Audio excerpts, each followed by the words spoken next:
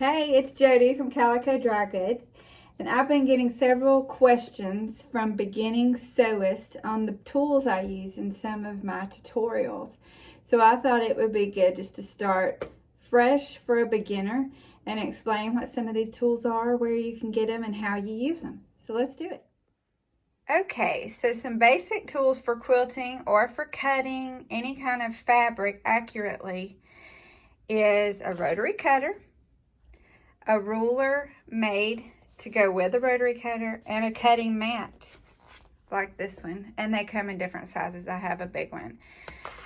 But these are the basic tools you're going to need to make accurate cuts. Here I have an entire half yard of fabric straight from the bolt. So you can see that I have what's called the selvage ends. That's the rough ends of the fabric. They are lined up together on the same end. And that's usually how you would start cutting your fabric pattern pieces, is straight off the bolt. In this case, I prefer my long ruler because it will cover a whole half yard folded. But you may not have that much fabric and you may not have that size ruler. So this is a smaller ruler, and if that's what you're working with, I always recommend folding it one more time. Your rotary cutter should easily cut through at least 4 layers of fabric, which that's what this would be, 4 layers. So if you're keeping just for straight cuts, fold it up one time and use a smaller ruler. That's easier to handle. And what you would do is get a clean edge before you start. This looks pretty straight to the naked eye, but especially if you're in the quilting world, you want some very accurate cuts. So we're going to start by lining up not just straight here, but making sure that the lines on our ruler are running parallel to the lines on our cutting mat. That shows us that we're going to be straight this way and straight vertically. So what you're going to do is with your left hand, this is from a right-handed perspective, you're going to hold your ruler firmly down with your left hand, fingers completely away from the edge. This is sharp. Okay. I also, if you notice, on most of my rulers try to put some little, this is actually like little sandpaper dots. There's also little clear plastic dots that just help increase the friction on your ruler and keep it from sliding. That's not a necessity, but it's helpful because the ruler will slide.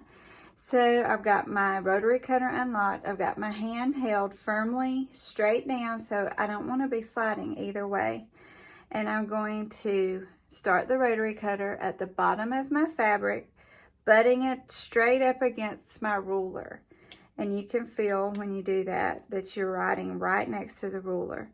And then I'm going to apply pressure, keeping my rotary cutter against the ruler the whole time. You don't want to stray, and you don't want your ruler getting cockeyed. I'm not sure how, I just cut a lot of fabric today, so I probably need to change my rotary blade. That always helps. Always keep a sharp rotary blade. If you don't think you got through all 4 layers, don't move anything and cut again. Now, I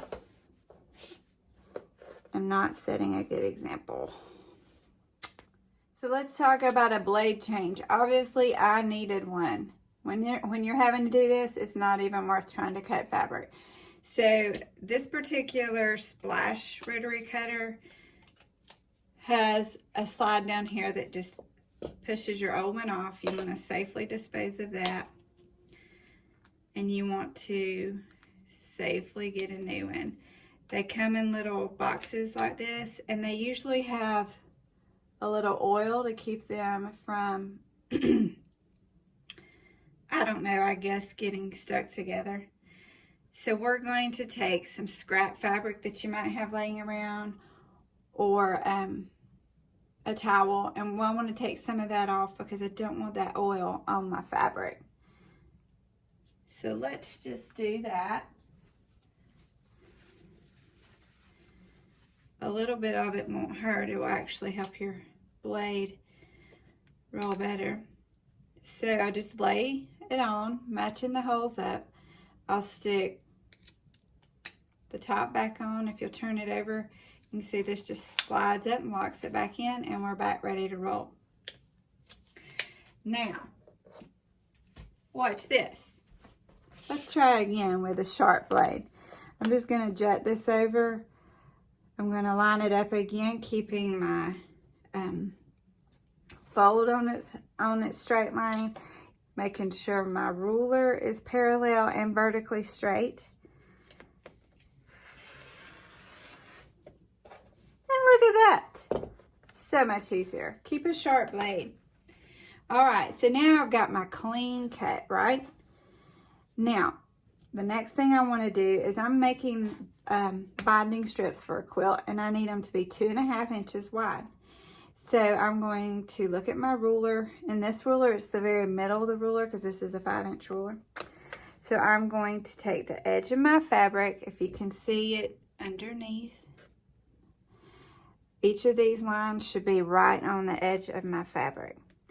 And then again, I want to make sure this bottom line or bottom markings are parallel to the markings on my mat. And I'm going to cut up, and there I have a perfect 2.5 inch strip. So let's do it again. I need several. It helps me to line it up with one of the lines on my mat.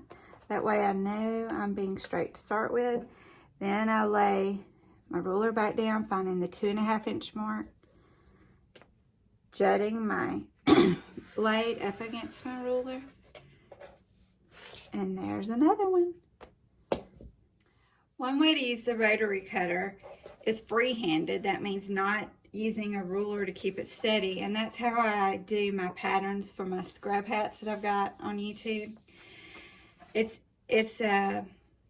best to have your pattern at least on cardstock, if not even thicker like cardboard, because this will easily cut through paper, so you don't want it to diminish your pattern, even though that happens. So the way we do that is just very slowly and carefully hold your pattern piece down, and you can still butt up against the side of this cardboard or cardstock. And that's what I'm going to do. I'm just going to go slow so I can drive it. It's still going to probably go off the road a little bit, but this is way easier than having to trace. There, I went off the road, so I can just get this out of my way. Don't ever work harder than you have to. And then also, don't be afraid to twist it so that your arm is not having to go drive the wrong way around. So here, I just drive where I can easily with my rotary cutter. See there, I took a little off. That's okay, because this does not require perfection. And then when I get to the hardest part, this curve, I can hold my hand exactly where it's the most comfortable. Okay? So there's my hat top. And I did that free-handed with a rotary cutter. Always make sure you close them up, because these things are sharp. I have scars to prove it. So that was a quick way to see how to use the rulers, the rotary cutters, and of course the self-healing mat to cut straight lines on fabric, or to cut freehand around templates that you might use for other patterns. I hope that was helpful, and join me on a next video. I'm going to show you how to make binding out of these strips so that you can use it either for your scrub hats or for binding on a quilt. Thanks. So I hope that was helpful for everyone who had questions. I would love for you to like this video and to subscribe to my channel, Calico Dry Goods, and leave a comment if there's something else you'd like to see me do or a project you would like to see explained. Thanks so much. Have a great day. Are you going to help us today?